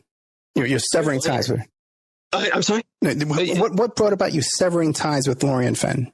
Oh, well, of course she was stealing everything. That was her job. Her job for Michael Aquino was to make certain that she destroyed as much of my potential as possible. So I had to allow Michael Aquino to conclude she was doing that. this prevented repeated assassination attempts or something very serious from being done. Let me ask you a question. We were there at the Super Soldier Summit together, right? And we met in person. Now, and I saw you having to go to her and ask her for money for food and stuff like that, right? Now, why don't you just come to me and say, Ed, get me out of here? Oh, come on now. Do you know what happens to most people who have tried that? Take a look at the super soldiers. Take a look at, for one thing, it makes one look incredibly vulnerable, and that alone tends to discredit a person in the public eye. The idea was to make it look as if I were pathologically dependent on this individual so that I looked as if I at least were contained. The idea was to make it look as if I were contained. So that, of course, placated Aquino to the point where no drastic action was done. Now, let me put this into some perspective for people so people can understand how serious this is with both Sean David Morton and Michael Hemmingson. When Ed Opperman had the misfortune of suffering the North Korean experience of Revolution Radio, he was there at a time when Michael Hemmingson was still alive. Michael Hemmingson, of course, was someone who was an author of erotica, softcore porn that could be sold on mainstream outlets like Barnes & Noble. But he was also a pornographic historian. He would take pornographic book covers and anthologize them as a kind of art that would otherwise be lost. I always appreciated him for this because I myself had been so heavily involved as a younger individual when I got into commercial illustration with pornographic illustration, so I could appreciate what he was doing. But Michael Hemmingson became an investigator of the occult, and his show was The Art of Dreaming on Revolution Radio, and he began to write a book on the Temple of Set, Michael Aquino's Satanic Church. And when he wrote the book, it was co-authored by Don Webb, the heir apparent to Michael Aquino, at least at that time. And then what happened was he began to suddenly, for whatever reason, I don't know, tried to incite a flame war between Michael Aquino and myself. This was after his book was completed. He felt he had a grasp on the Temple of Set, and then he began to try and provoke myself and Michael Aquino into a flame war. And I told him, this, what you're doing is extraordinarily dangerous. And he said, well, we can make Aquino lose his pension. And I said, it doesn't work like that. And I told him, I said, you're risking your life. And if you continue this, you will die. And of course, he died. Wait a second. You've seen evidence that Michael Hemmingson, which is not his real name, by the way, that's his pen name.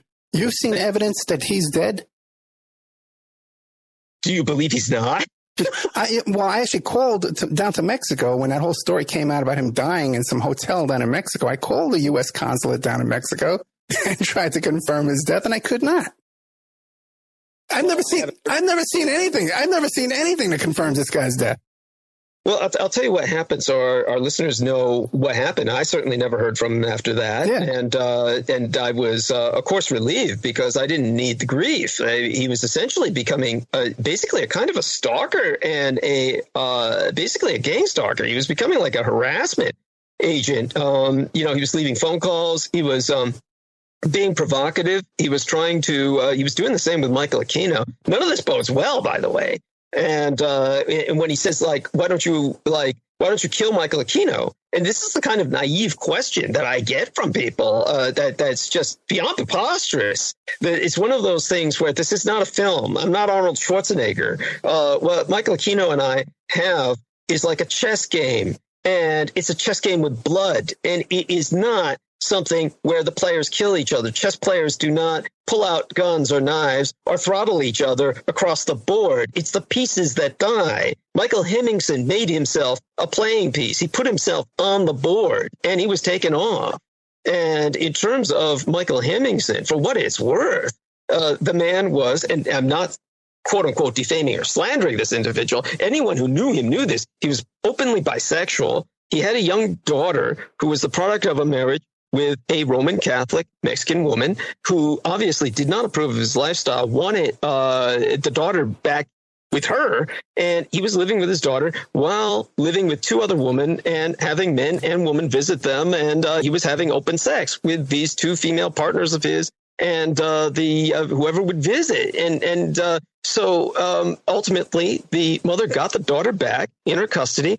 He told myself, and he told anyone who knew him, he was never, ever going to go down to Mexico to try and reclaim his daughter because he knew that would be the death of him. Well, he wound up dead in Mexico, and the coroner's office in Mexico reported that he had fallen from a the coroner's office didn't report that. That was some hotel manager that supposedly contacted Mike Ringley because he found some kind of Revolution Radio document in the hotel room and contacted Mike. That whole story is so full of holes. And by the way, too, that's even more suspect. Right. That makes it even more suspect. Let me tell you something. I was told. Let me tell you something. Okay. It was the coroner's office, so I just took that. But I never. I contacted the coroner's office. But the thing is, too, is I had some interactions with regarding his custody and all his problems down there. Okay, and he had many reasons to disappear. And stage his own disappearance, which I've never been convinced this guy's actually disappeared. And another question I have for you is that you had all these problems with him, but then after he's dead, you go on the air saying about what a great guy he was. Michael Hemmingson? Yes, you and Lorian Fenton. About how wonderful he was. Everybody was crying crocodile tears about this guy. I put up basically, shall I say, some banners commemorating his death. Yeah, I said that, he was a nice guy because I tried to remember the positive things about him. Okay, that struck me out as well. So what is it that caused it? Well, when somebody dies, what am I supposed to do? Piss all over the... Well, you know what? Well, if you piss on them when they're alive, you know. But anyway, we can disagree on that. Now, so... Well, just to finalize that here, because I think it's an important point, I will stand by the fact that the majority of the time that I knew Michael Hemmingson, he was involved in a dark path that would have taken him ultimately perhaps towards horrible destinations, because he was involved with Feral House Publishing in San Francisco, which was run by Adam Parfrey, and they did books that they published on Satanism, the Temple of Set, the Church of the Final Judgment. I'm trying to remember the other. Feral House actually has Process Publishing. They have a part of that thing. It's called Process. Yeah. So now that's a whole other thing too, because he tried to hook me up. They wanted me to do a book, and he hooked me up with them too. They wanted me to write a book. I said I wanted nothing to do with it. So he was definitely for you. No, sure. He definitely was hooked up with them, and a lot of other things he was up to. Yeah, but because of his involvement with pornography, which was an industry I had been involved with, I could relate to him. I could relate to the fact that he was trying to preserve some element of history that would otherwise disappear. So I try to see the positive in what he did. So I think back on that before he became whatever he became and then disappeared. So, and when he disappeared, of course, and was no longer, shall we say, bothering me, why shouldn't I say nice things about him and just say, he was, I try to remember the nice aspects of him. I mean, at least for that period of time, at least give somebody a grace period after. What they used to say in Africa is at least wait until the vultures have fed. Your turn. We're done like 30 minutes. We got like 30 minutes left. So now what is it? What caused it? When did you leave with Lorian Fenton? When did you split apart with Lorian Fenton? It was a long time ago. Really? Honestly, it feels like forever at this point, but I was involved with Revolution Radio for over half a decade. So I severed ways with her fairly shortly after you and I had physically met. It was shortly after that conference. I mean, no, it couldn't have been. It was like a year, because I didn't even get a show on Revolution Radio until after that conference. So it was like I was on there at least a year and a half. Let me see, 3-4 years ago. Keep in mind, I've done my best to purge everything I can from my mind about the experience. So now she's no longer your manager. You got back all your paperwork and you signed all that stuff that she had. You took over that, your control of your own life, right? Yeah, but keep in mind, there was nothing that was legally binding. I mean, even the insurance policy, the Marine Corps life insurance policy, is something you can change with a single signature. So what I signed over to her, I easily signed back to somebody else. But Laura Lee Solomon took over her position for it's been feels like forever now, about 3-4 years is what it feels like. I mean, you were on Revolution Radio for a fairly short period of time before you just finally had it. It was about a year and a half. Yeah, about a year and a half. So it was during that period of time I was severing with her or because the process was always ongoing for me, where I was like stringing her along and preparing to leave. It's in my mind, it's like a process that happened forever ago, because I was never really someone who liked her. She was such a repulsive individual, and her memories, of course, showed that she was heavily controlled and manipulated. Everything that she spoke about indicated that, and I could go into that in detail. Well, in terms of Sean David Morton, to show people the involvement, Sean David Morton was somebody who ripped off so many people for so much money. He made it into criminology textbooks. So people can actually vet this. They can look this up. Sean David Morton made it into actual criminology textbooks.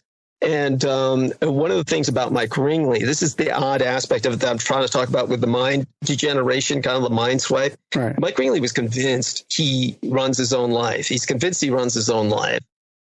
He was adamant in such a way that you had to believe he was sincere, that he never wanted Michael Aquino on Revolution Radio ever, that he would terminate anyone who interviewed Michael Aquino.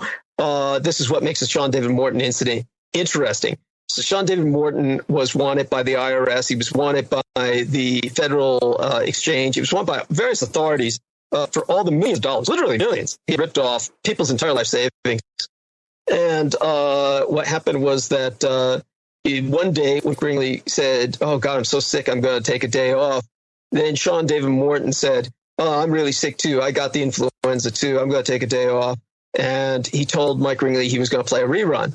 And then Mike Ringley retired that day and just checked out. During that time, Vauber made certain Lorraine Ann Fenton that Michael Aquino came on with Sean David Morton. That was the only time, at least till this point in history, where Michael Aquino has ever been interviewed on Revolution Radio. And Mike Ringley was totally out of it. Now, I protested heavily, and nothing, however, was to fire Sean David Morton. But I do know that Mike Ringley did admonish him and did tell everyone in the staff, don't ever have that individual on again. So Mike Ringley at least was convinced this was the aspect of the controlled opposition. Mike Ringley's brain is degenerate, but he's also convinced he's doing all this himself. But in reality, his entire station is controlled opposition, and they've gone so far as to introduce in Studio B. They couldn't put it on the same Studio A with myself because it would just look too glaringly obvious. But in Studio B, the junior studio, which nobody listens to, they put on Clyde Lewis 5 days a week and Richard Dolan, who are both heavily recommended by Michael Aquino. Clyde Lewis is an open Satanist and has spoken of this. And, of course, you've got Richard Dolan, whose books are always promoted by Michael Aquino. And they brought them on Studio B on Revolution Radio. They're Christine Joanna Hart, who I know you remember, of course. And she, of course, her earliest memory in life was being physically violated by Michael Aquino. She's gone on record about this, so it's not spreading rumors. She's been on record about this several times, and of course, she's still much under his control. She was mercilessly exploited by Miles Johnston, and now she's kind of trying to be as neutral as possible and doing readings and whatnot. But she was basically a penetration agent for Michael Aquino. She got on because I brought her on to Revolution Radio because she came to me saying that she was looking for help, that she wanted to escape the influence of Michael Aquino. At that point, I was totally severed with Lorraine Ann Fenton. So, No, you weren't, because I remember warning her about Fenton. And she talked to me after she had a whole... You might have been under the impression I was still involved with Lorraine Ann Fenton, but you can ask anyone who knows myself. I was there. Anyway, this isn't a major... It's not a major point. Fenton was still very much strung along for, like I said, years. Lorraine Ann Fenton maintained a kind of delusion that she was under control. Certainly, there were people that I wanted to think that in general, but anyone can tell you who's been listening to me for years. The person who most people think was controlling or dominating my life was the manageress you never heard of, Laura Lee Solomon. And so I heard of her. I heard of Laura Lee. She actually she gave me her name as a reference one time. I was taking out a loan. She gave me her name as a reference. How many years ago was that? 5 years ago. I remember that. I got a good memory, man. I like you. Now, but how did you? Well, I do a lot of drugs. Yeah, well, but you know what? I got to tell you something. Did you write down the questions when I asked you the question? No, what do you ask? Because you kind of go off on a little tangent, a little bunny trail, then, but you always come back to the question, like you remember the questions. Very, very interesting interview technique you have there. But anyway, back to the subject at hand. What date did you sever ties with Lorraine Fenton? I can't give you an exact. It's nothing. I really kept track of it. It was a process that went on for a long time. It was when it finalized. Was at some point she had to be told she was fired by Laura Lee Solomon. Okay. Well, if Laura Lee Solomon were on air with myself, she might remember, but she's been through so much stress lately, she might not either. It was yeah, I couldn't tell you. I mean, Okay, then it must have been a lot of my time trying to forget everything. Okay. Then it must have been uncomfortable for you then, because she does have a lot of power over there at Revolution Radio, because she brought so many hosts over. Half the hosts she brought in. She did. Right. She did. That's important to emphasize, was that essentially Revolution Radio was established by Laurie and Ann Fenton. There's no doubt about that. And it was established as controlled opposition. And I did my best to sabotage it and turn it into a living nightmare for Michael Aquino. And one of the ways that he, when I began severing with Laurie and Ann Fenton, Christine Joanna Hart was introduced as almost like a takeover. And so now bear in mind, I do need to emphasize this. Christine Joanna Hart it depends on how you interpret it. She could be seen as a victim. She could be seen as a knowing agent. But my impression in the time that I spoke with her in intimate detail for hours at a time, personally and privately, was that she is almost like a victim, and but she's very much still involved with Aquino and speaks to him regularly. She wanted vociferously and vocally to bring him on as an interview subject on Revolution Radio for years, but I constantly ran to Mike Ringley, and he threatened to fire her if she ever did that.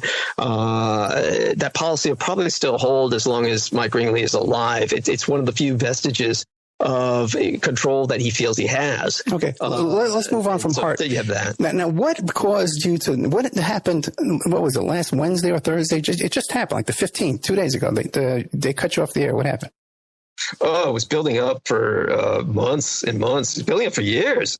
Mike Ringley the man is, we've already gone over some of his medical issues, and they're obviously impacting his thinking. He's hostile, he's paranoid, and he's just very greedy and very petty. And worst of all, the reason he is not to be a character of any sympathy is because he is a merciless exploitationist. And everybody at Revolution Radio is a volunteer. Nobody is getting paid. That's anybody on his staff is also of that nature. No one is paid. I have to disagree with you there again, too, because I know when I was there that some of the volunteers, quote unquote, were getting paid. That I didn't know. Yeah. I'll believe you. Yeah. That would explain their behavior. Yeah. That wasn't supposed to be the way it was, but I'm sure that all kinds of things were happening under the table. So I appreciate that information.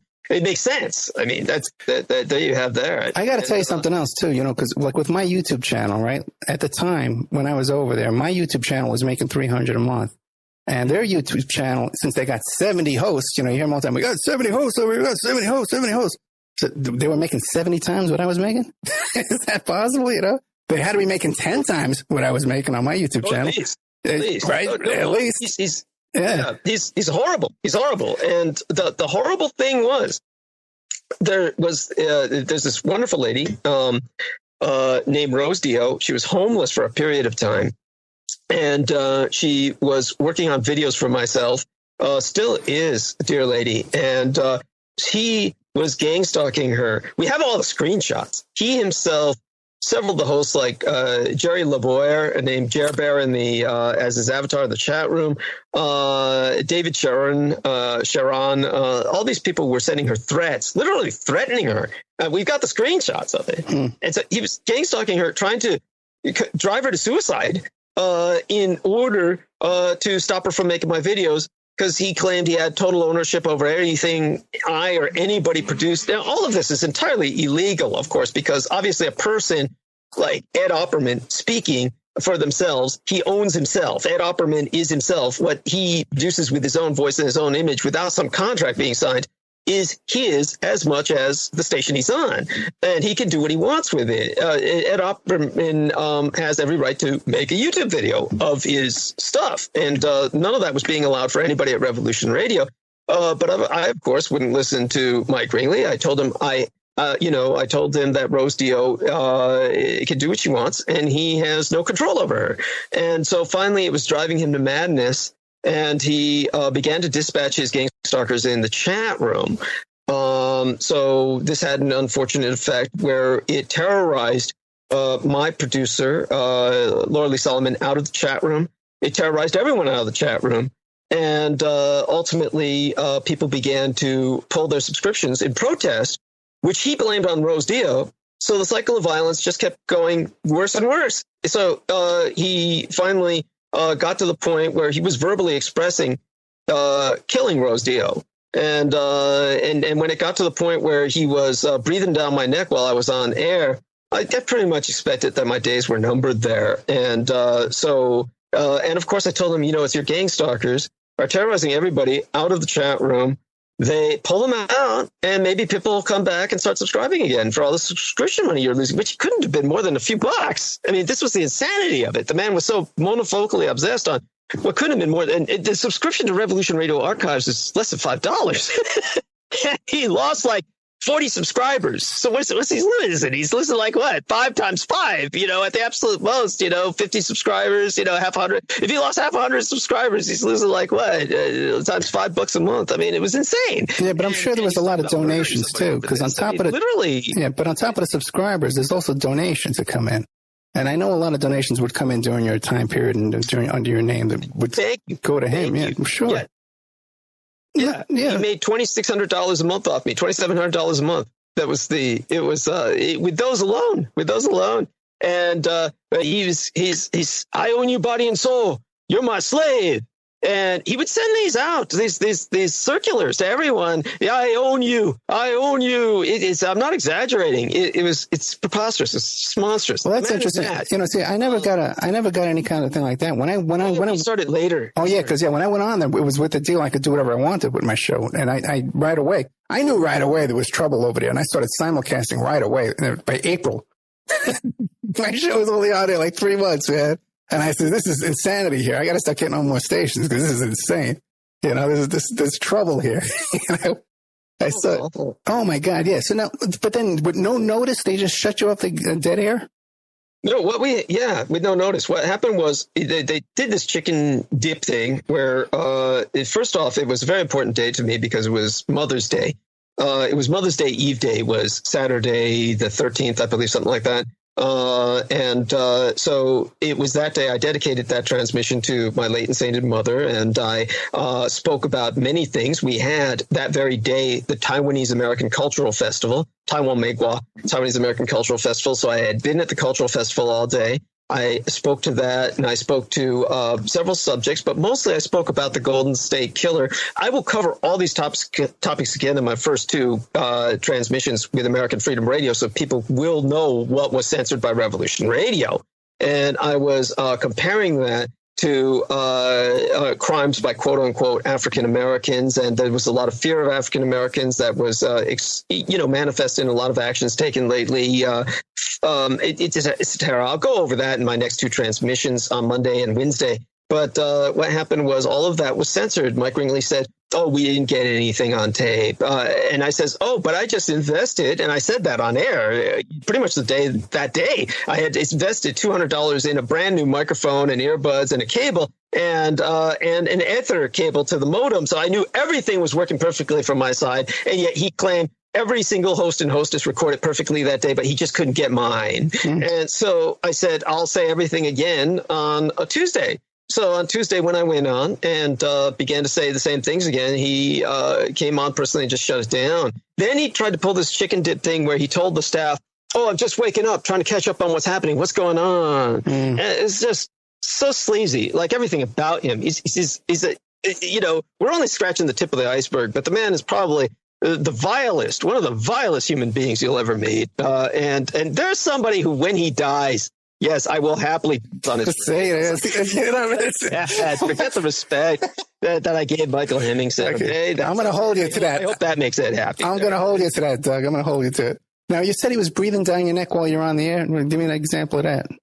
It's just like when I got on the server, he was there, and he was just basically, letting me know he was there, and don't do anything wrong. And I'm like thinking, like, don't you need some sleep? Because he's, diabetic and stroking out and having epileptic seizures all the time. But no, he's there. He was just, and then he cut it off. Then he cut off while I was on air. That was just a creep.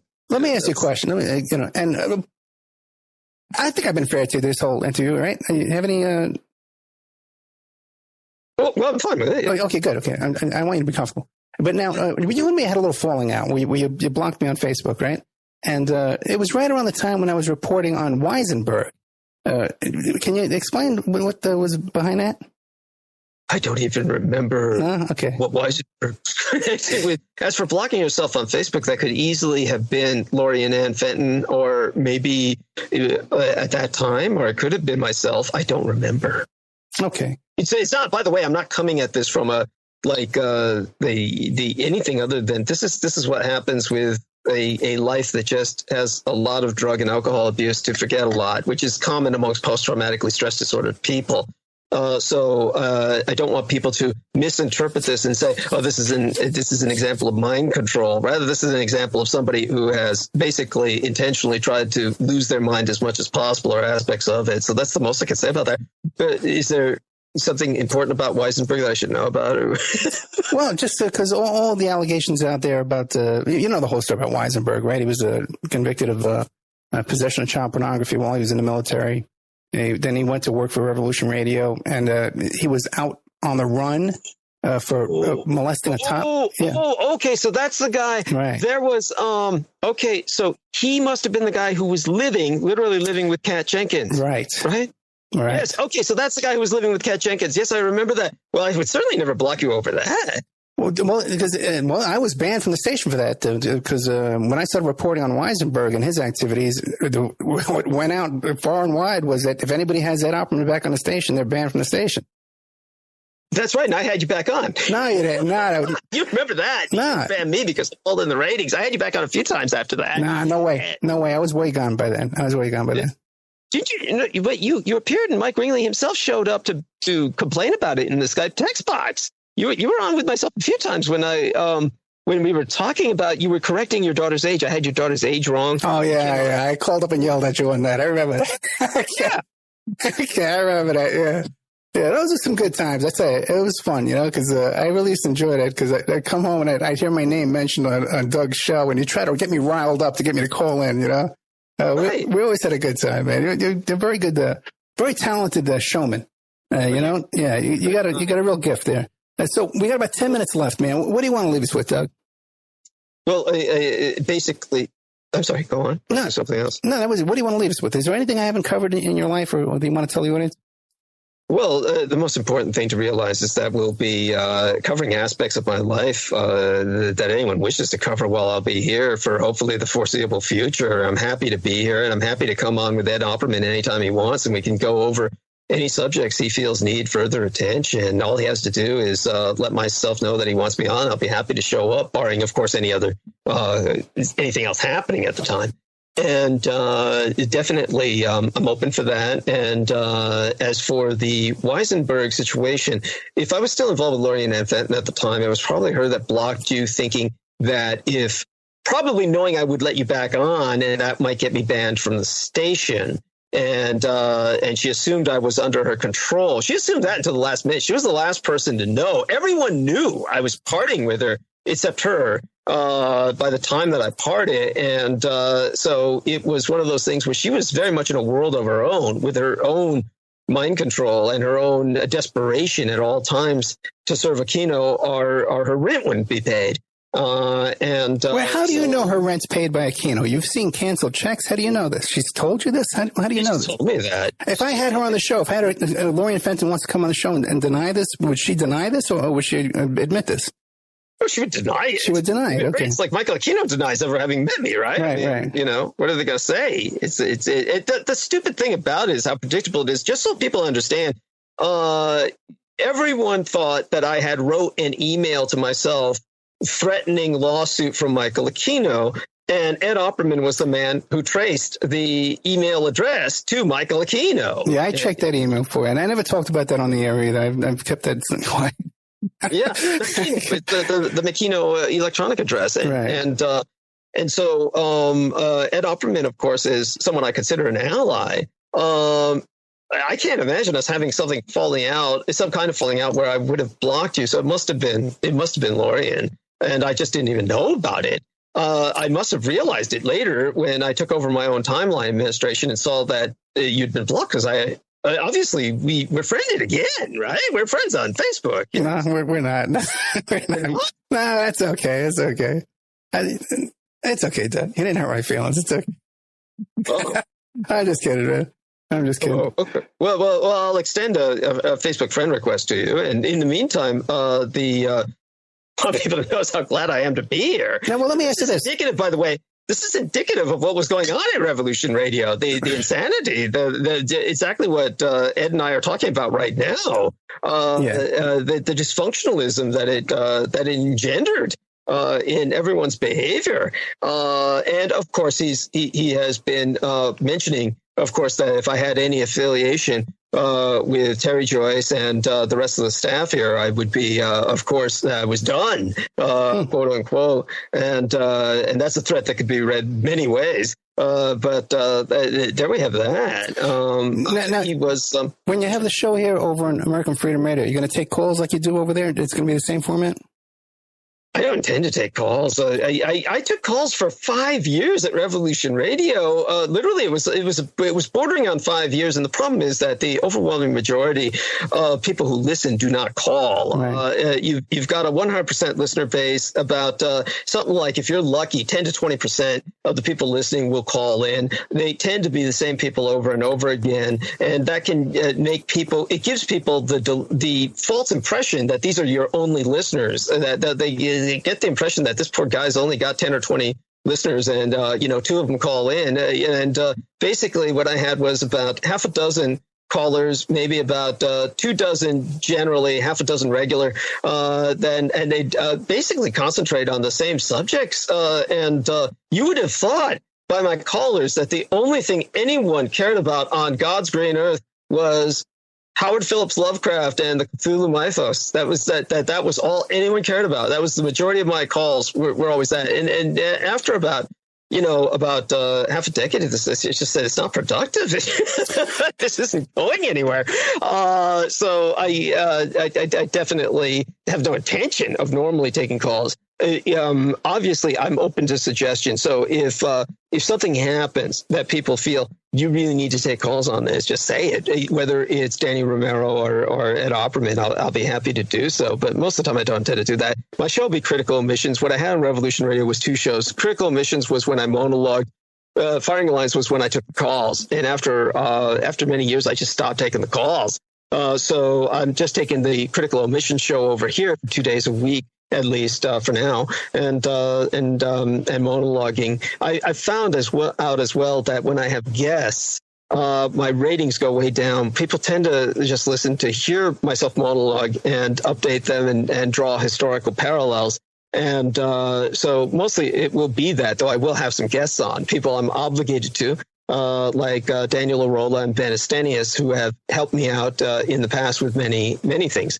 And of course, yourself, if you want to come on. If you obviously you have your own show, I don't see why you'd feel the need to do so. But if you ever wanted to and you felt it was imperative, of course, I would allow you on my show as a guest. My problem is I've never really produced and taken calls by myself, except maybe once, and I'm not quite sure how I would work that. I would work it, though, through your staff, because American Freedom Radio actually has staff, unlike Revolution Radio. They actually call us, by the way, and bring us on server, as opposed to us calling the server ourselves. I had to maintain an outdated Skype for years because Revolution Radio server would only lock onto an outdated Skype that was 5 years old. And so I literally, have only now upgraded to Skype to take this call and to conduct my show from this point forward. So I've got a new Skype finally. So I'll tell you something else. Danny is always a friendly voice. You know what I mean? You're never going to have a problem with this guy. Well, maybe you, because you're difficult, but never me. I never have a problem with him. Because I get along with everybody. Unlike Doug Dietrich, who has a lot of problems with a lot of people.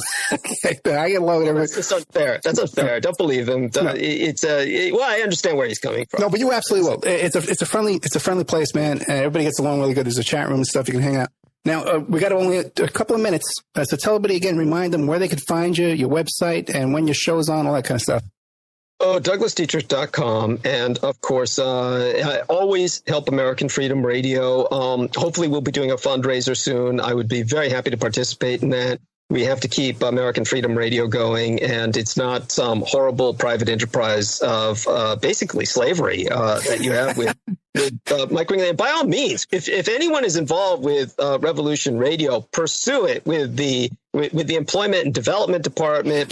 Pursue it with anybody who investigates labor fraud. Do everything you can with those people. What Mike Ringley is doing is.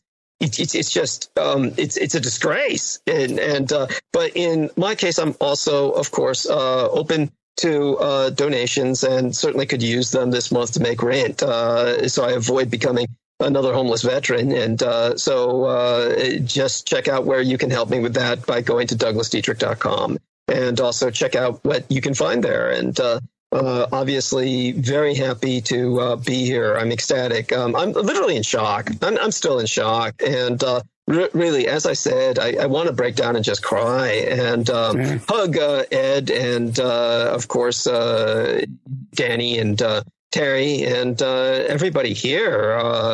And thank you for this wonderful haven, this site that I could find a home at finally, as opposed to that haunted house on Horror Hill that makes life a living hell just by participating with such people. But yet it was a necessary experience because it's part of this lifetime career I had of seeing things from the dark side. And being able to express to people in grisly detail what the dark side is. So I've left the controlled opposition, and I'm now with American Freedom. I think it's a very apropos. We're Freedom here. And Doug, we're out of time. Thank you so much. Douglas Dietrich, douglasdietrich.com. Mondays and Wednesday nights, 6 p.m. Firing line. Critical Emissions. Good night, Doug. Good night. Okay. Oh boy. What a guy. He's got he's got the lungs of a teenager. He asked him a question. Hey, Doug, what time is it? But, I got to tell you, man, when I first met Doug, he was the first one who interviewed me over at American Freedom Radio, at Revolution Radio. And always enjoyed talking to Doug. You say, the guy's a fascinating guy, man. Fascinating guy. All this stuff. The number one thing we would get, on my calls, when I used to take calls on my show, the number one call we would get was, hey, Ed, man, what's going on with that Doug? What's the story with him and Laura Ann? What's the story with Doug? What's going on with it? And I just say, man, listen, I cannot explain to you. I do not know. But he's a fun guy to talk to. And he's going to realize in a couple of months what a nightmare he's been through over there. It really is some kind of a cult, a mind control cult over there. That's just such misery.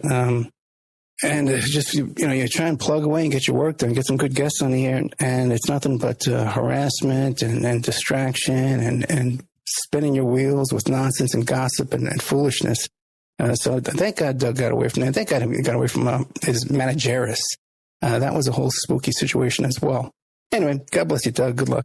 Doug Dietrich, dougdietrich.com and douglasdietrich.com. You can find him on American Freedom Radio Mondays and Wednesday evening, 6 p.m. Now, if you like today's show, check out oppermanreport.com. We have a special member section, and we're really trying to get caught up on bills this month, guys, and we're really in bad shape because we haven't caught up for the past couple of months. So I know a lot of people, their memberships are coming due in June and July, okay? Because when you signed up last year, I gave you 13 months. A lot of people, I gave you 14 months because I was in such a good mood. Okay, and now here we are. We're stuck. I got $400 Cox cable bill coming up again, and this is every month, man. And I'm exhausted from all this. So I need you to become a member. OppermanReport@gmail.com, and I'll give you 13 months for $60. Nice little discount there. Otherwise, you just go to the website OppermanReport.com, and you could sign up for a month for $6, or 3 months for $20, or a year for $74. But if you do it through me, at OppermanReport@gmail.com, I get the money right away. I can pay my bills this month to keep food on the table and everything we got to do. Having a really bad week. Yesterday was one of the worst days I've had in a long time. Like I said, I had this deafness thing going on. I had a friend of mine, who was someone I really cared about, just really being rude to me for no reason, just very rude and insulting. We lost our friendship. I'm not going to tolerate that kind of stuff. I haven't been working out like I should be for a couple of reasons, which I don't want to get into on the air. So I got to get back in the swing of that. And I've been working on this case for, a couple of years now. And it took a little hiatus there for a while. And I got into a fight with a client. Then I got down on my hands and knees and I begged the client to come back. And we had it going again. And we had a big snag again. It's a big case. It's a big payday. We're just taking down an evil guy and making him pay through the nose. And just, I'm just exhausted from all this stuff. So it's been a little tough getting these shows out here and getting people booked and stuff like that. I heard from Doug last night. I brought him on the show because I know everybody loves him and they like to hear him go on and on. But it's been really tough for me. So if you can help out with a membership, I'd really appreciate it. And help me get through this week here.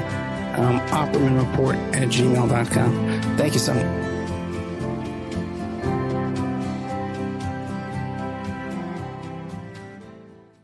Remember, all these shows on Awake are brought to you by emailrevealer.com. You can go to emailrevealer.com and get a copy of my book, How to Become a Successful Private Investigator. You also do all the kind of different services for you. Online dating service investigations called an online infidelity investigation. And that's where you give us your husband or your boyfriend, your girlfriend's email address, and we trace it back to their online dating websites. And we return a list of all the dating sites that email is registered to. We can expand on that investigation and trace it back to porn sites, escort service sites, swinger sites, gambling websites, and even prescription drug websites, and all kinds of digital forensics, computer and cell phone digital forensics, where we can recover deleted content from an email or a hard drive and produce a report for you that you can use in court. That's emailrevealer.com, or you can contact me at OppermanInvestigations@gmail.com.